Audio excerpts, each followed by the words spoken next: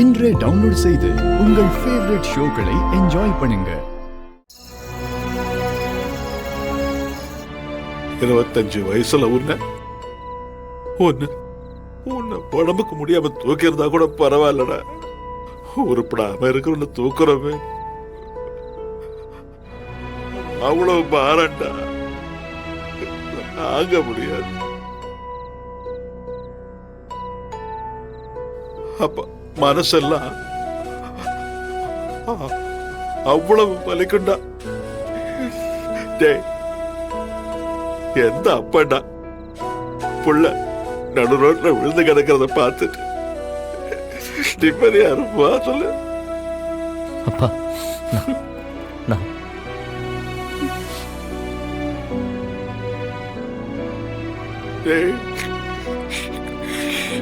உன்னை நினைச்சு நான் எத்தனை ராத்திரி தூங்காம இருந்திருக்கேன் தெரியுமா?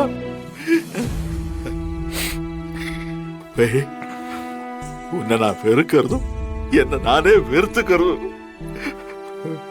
வேற இல்லடா.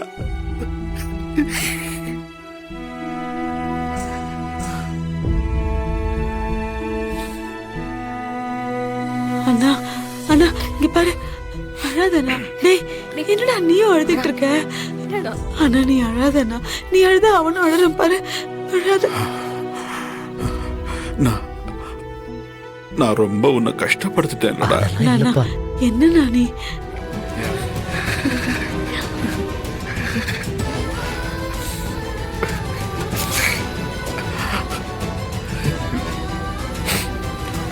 அப்பா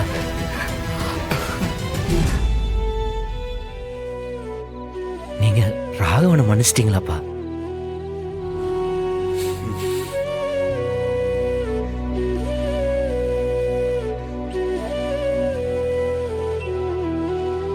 டேய், அவனை மன்னிக்க வேண்டியது கண்மணி. அவளே அவனை மன்னிக்க தயாரா இருக்கும்போது நான் மன்னிக்க மாட்டேனடா.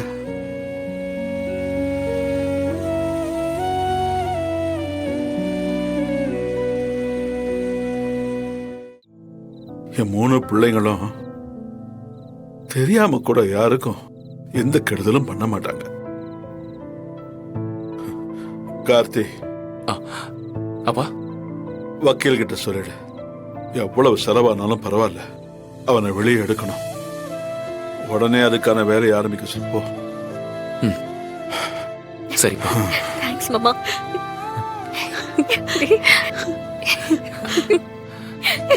மரா மரா, எவ்வளவு சந்தோஷமா இருக்கு தெரியுமா எனக்கு?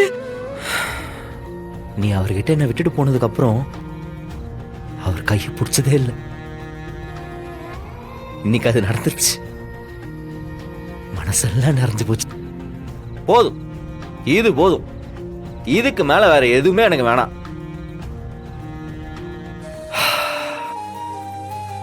எனக்கு நம்பிக்கை இருக்கு, ராகவனெல்லாம் திரும்ப எப்படியாவது வெளியே கொண்டு வந்துருவேன். அவ்வளவுதான், எல்லாம் முடிஞ்சிருச்சு. இதுக்கு மேல வாழ்க்கையில நான் சாதிக்கிறதுக்கு என்னமா இருக்கு? மாறா,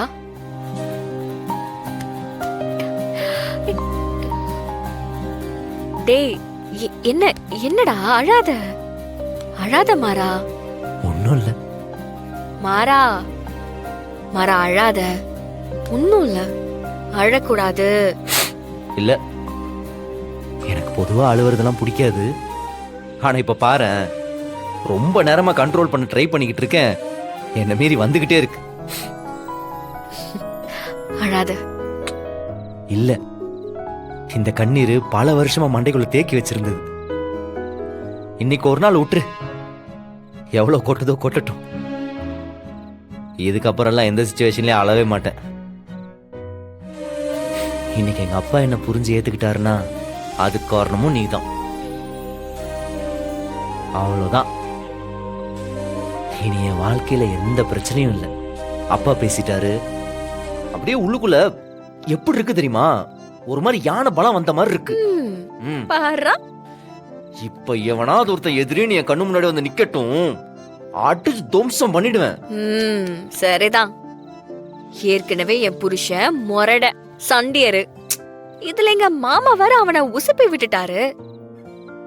இனிமே நம்மள சுத்தி இருக்கிற வில்லனுங்களோட நிலைமை எல்லாம் என்ன ஆக போகுது மாறா? சும்மா ரெடி. மாறா, நீ எப்பவும் இதே மாதிரி சிரிச்சுக்கிட்டே இரு. நம்ம குடும்பத்துல மேக்சிமம் எல்லா பிரச்சனையும் தீர்ந்த மாதிரி இருக்கு. ராகவன் மாமா மட்டும்தான் ஒரே குறை. விடு, அப்பாவே மன்னிச்சிட்டாரு, இதுக்கப்புறம் என்ன? அவனெல்லாம் ஈஸியா வெளியே கொண்டு வந்துடலாம்.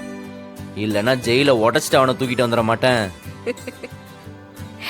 உனக்கு இப்ப இருக்கிற தைரியத்துக்கு நீ கண்டிப்பா செஞ்சாலும் செய்வடா, செய்வ. அப்படியே இத முறுக்கி விட்டு அழகா இருக்கும்டா. சும்மா ரெடி, அதெல்லாம் இப்படி நல்லா வேணடா, இருக்கு. இப்படி.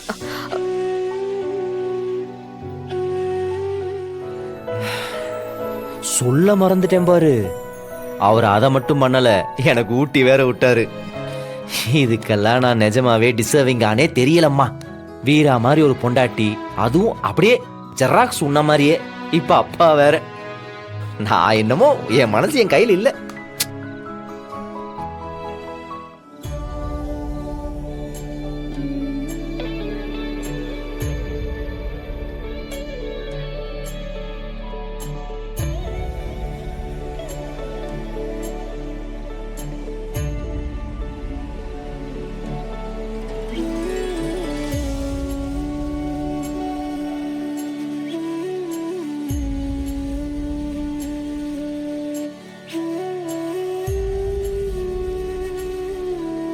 கண்மணி, குட்டி சீனு தூங்கலையா?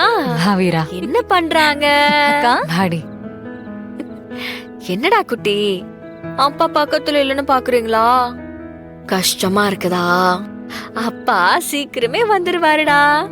அப்பா வேற எங்கேயும் போகல, உனக்கு பொம்மை வாங்குறதுக்காக வெளியூர் போயிருக்காரு. சித்தப்பாவும் தாத்தாவும் போயிட்டு அப்பாவை கூட்டிட்டு வந்துருவாங்க. அதுக்கப்புறமா உன் அப்பா, அம்மா, சித்தி, சித்தப்பா, வள்ளி அம்மான்னு எல்லாரும் உங்களுக்காக எப்படா வெளியே வருவீங்கன்னு வெயிட் பண்ணிக்கிட்டே இருக்கோம்.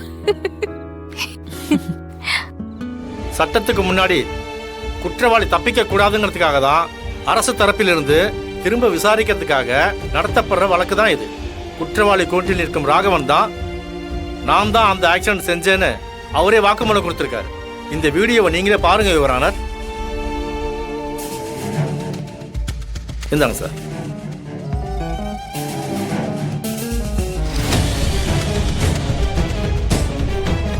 இப்ப சொல்றேன்டா. ஆமா, நான் தான் ஆக்சிடென்ட் பண்ணேன்.